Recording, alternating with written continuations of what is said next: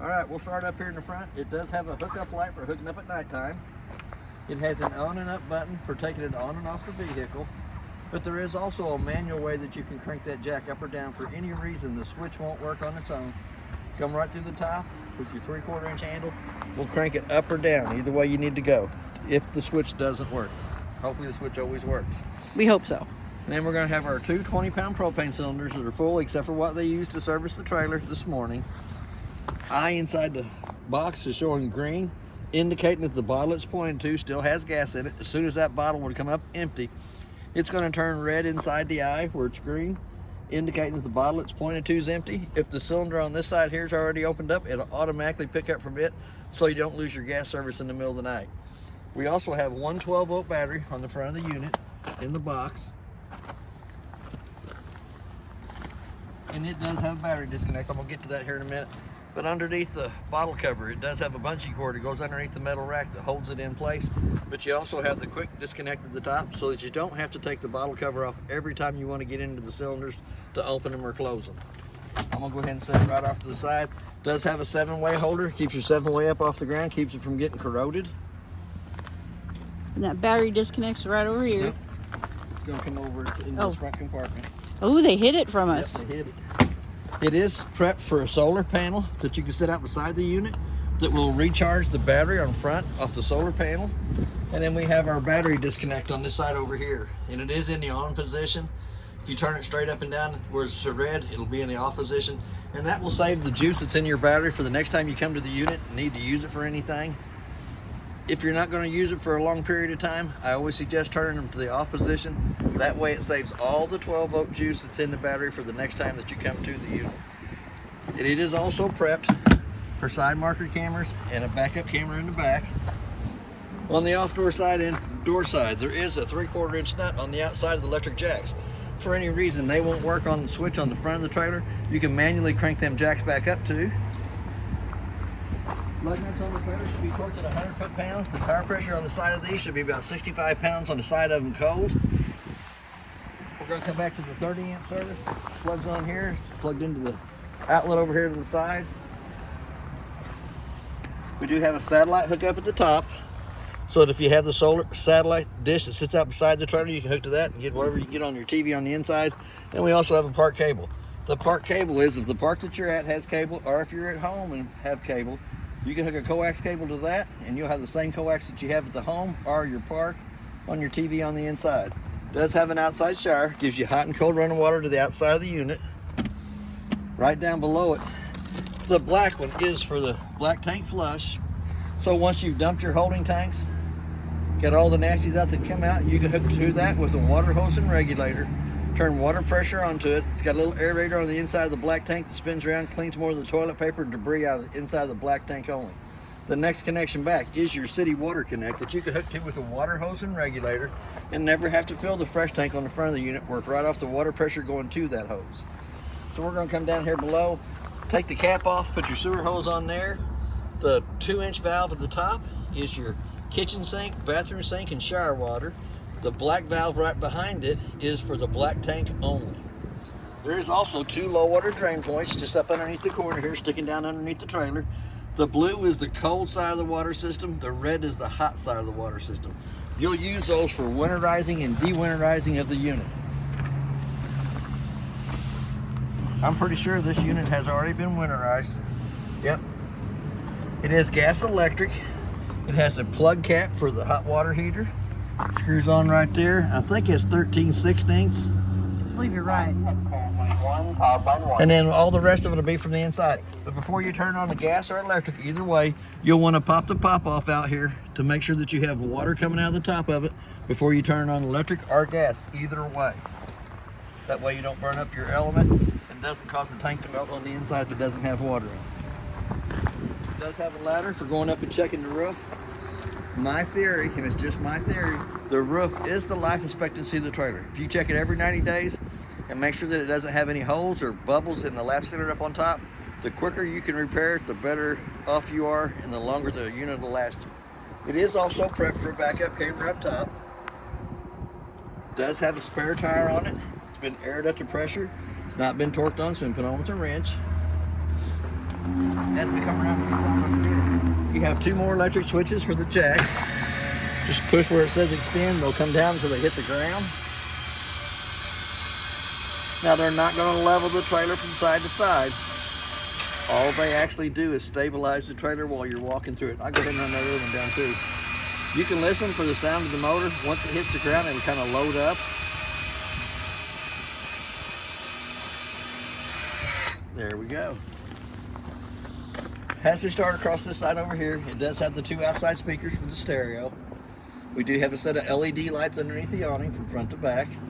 The next connection up is the back side of the refrigerator. Now the refrigerator is going to work 3 ways.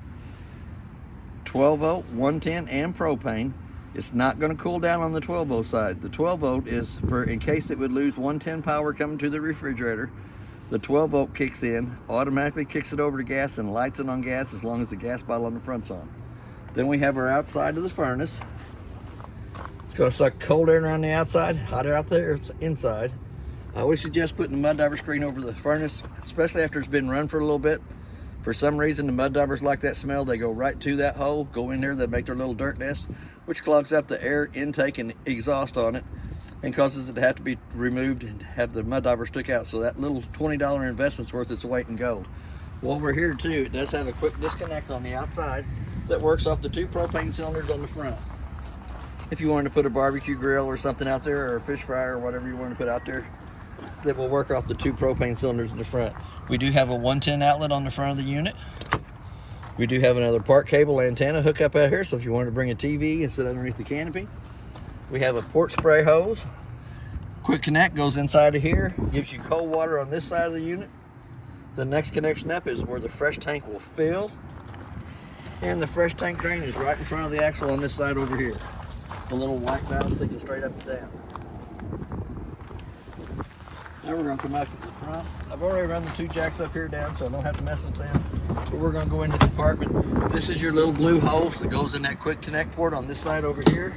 This is the handle that is for the leveling jacks on, not leveling, balancing jacks on either side, or your tongue jack in the front.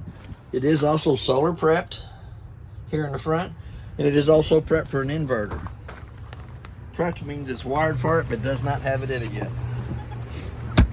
So we're going to go back to the inside of the unit. And as we step in, it does have a working fire extinguisher on the left-hand side. Ooh, it's a lot warmer in here. It is a lot warmer in here. I'm going to grab the door because it's a little chilly out today. And our first 110 outlet inside the unit is your GFCI outlet that controls all the 110 outlets that's in the unit. We do have a smoke detector above us. We're going to come back up to the monitor panel. We're going to touch the buttons. Shows you the battery's fully charged. To get an accurate reading on the battery, you always want to have the 110 line unplugged. Anytime it's plugged into 110, it's going to show you fully charged. Your freshwater tank that fills on the front of the unit and drains underneath right in front of the front axle, showing that it is empty. But as it fills up, it'll show 1/3, 2/3 full. Same way with your black tank and same way with your gray tank. As they fill up, they'll show 1/3, 2/3, and then full. Slide room switch is the next. It runs the slide room in and out. And then this one here extends the awning and retracts the awning. We're going to come down to the red buttons right down below it. The red side is the gas side of the hot water heater. Anytime that it's turned on, it'll illuminate. We're not going to turn the electric on because we are plugged into electric and there is no water in the hot water heater. So we're going to come right past that to the third one, which is the water pump switch between the freshwater tank and the faucets. And then we have a set of tank heaters underneath it. The red light's on it shows that it'll have heated tanks underneath the unit. Then we got our entry light. That is the light right here above us. And then the awning light switch is the next one, and the awning light switch is already on. We also have a LP carbon monoxide detector down here at the bottom. All the rest of the lights in the unit have to be turned on by hand. They all have a little push button in the center of them for turning them on and off. You always have your hot water on the left side, your cold water on the right side. For them to have water coming out of them, you actually have to pull back on the handle, and it's not going to have any water coming out. It does have antifreeze in it. Does have a stopper in the sink for washing dishes. Does have the sink covers that come over from the sides. We're going to slide that right over out of the way. Does have a glass stovetop on it. It's not a glass inducted stovetop. The glass stovetop has to be pulled up 2 times up out of the way. Once it's in the up position, it does kind of block the curtains here in the back. So we're going to come down here. We're going to turn it to where it says highlight, using the striker on the left-hand side to light the stovetop.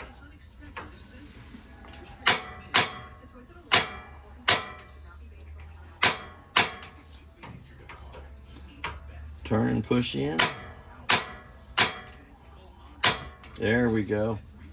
Sometimes it takes a little while to get gas to come to the valves. There we go. We got all 3 burners on top lit. Don't have to grab out the old long lighter or match. Works right off the igniter on the left-hand side, so we're going to turn them right back off. But before you lay the glass stovetop back down, make sure the griddle's cold to the touch of the hand. It's still kind of warm, but before you lay the glass stovetop down, you always want to make sure that it's cold to the touch of the hand if you've actually been cooking on it. There is a second light right above the stove for cooking. Does not have the oven. We're going to come up to the microwave. Microwave is a pretty good deal. I warm my coffee up in them when I service the trailers, and sometimes I cook my lunch in them. But almost all of them have a clock button that you can push the clock button. Let's say it's 2:30. Hit that clock button again till the 2 center eyes is flashing. The only reason I set the time on the microwave is I can tell if the trailer has lost 110 power coming to it by the clock on the microwave. Usually here at the lot, it's because somebody's come by, unplugged my trailer, plugged their trailer in, realized what they did, unplugged theirs and plugged mine back in. But if they've done that, I've always noticed the time will be off on it. We're going to go into the refrigerator next. Refrigerator controls, excuse me, are in the upper right-hand corner. Pretty good sized refrigerator. Pretty good sized cabinet space and drawers down below it. Oh, here's the breaker box in the bottom cabinet. So we'll go ahead and open it up. The breakers from the top to the bottom are marked exactly what they are. Car fuses on the right hand side from the top to the bottom are marked what they are. I don't think they give you but one empty spot if you wanted to add something else to it. But they do have a red light on the right hand side that illuminates when the 12-volt fuse is blowed, that you can also see through the tinted glass on the front of the unit. We're going to step back into before we go to the bathroom. It does have a vent in the ceiling that cranks up. A little black switch turns the fan on. That's for pulling smoke off from the stove. Not that you burn anything. Didn't mean it that way. We're going to come back into the bathroom area.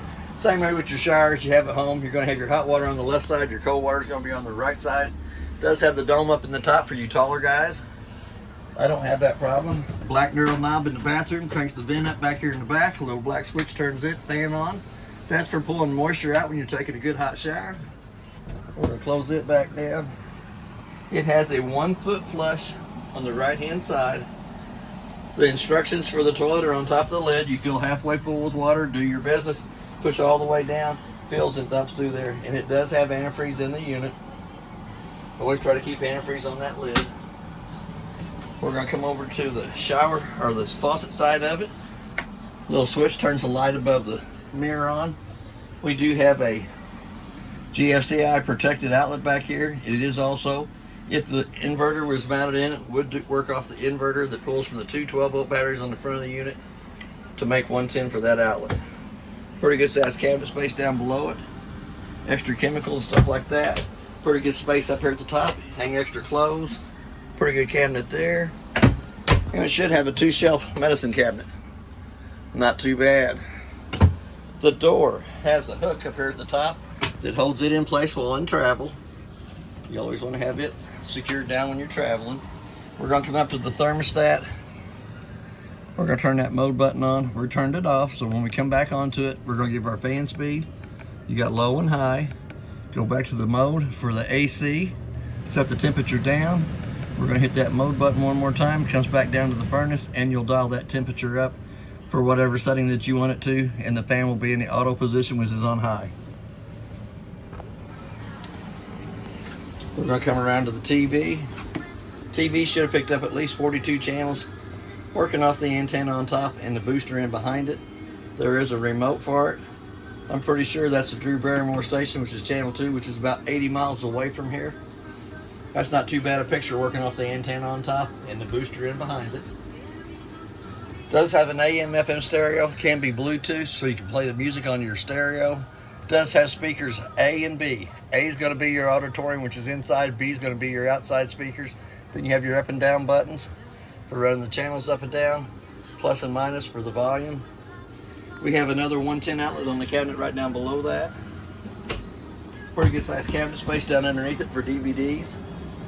Snacks. Snacks. I like snacks. I'm all about the snacks. Here again, we're going to have a push button light above the table.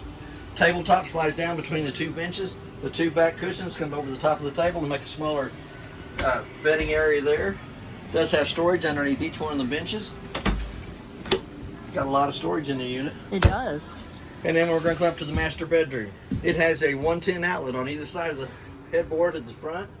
It also has a USB port on either side for the CPAP machines. We do have on the off door side a fire escape window. For any reason something would happen and you can't get to the front door, there is a way you can go on the off door sides to get out. Here again, it's not marked with a red handle, but that window there should be big enough so I could crawl out of it if there was kids on the table area. You can go out that one there. The round vents in the ceiling are for the AC.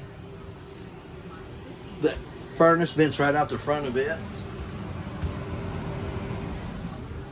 There should be some storage up underneath the bed. Good amount of storage. Good amount of storage. Lots of extra blankets and pillows.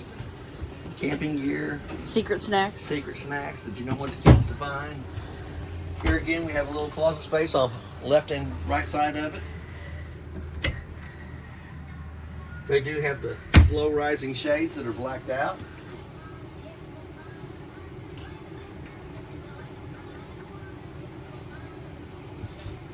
It does have a privacy curtain between the master bedroom and the living room kitchen area. It does have the quick cool down on the AC. Flip that back, all the cold air comes straight down into here. Once the room gets cool enough that you're comfortable setting the rest of the unit up, you close that back off and it goes back to the round vents in the ceiling. That's basically everything on your unit. If you have any questions, I'll try to answer them the best that I can, and thank you for your time.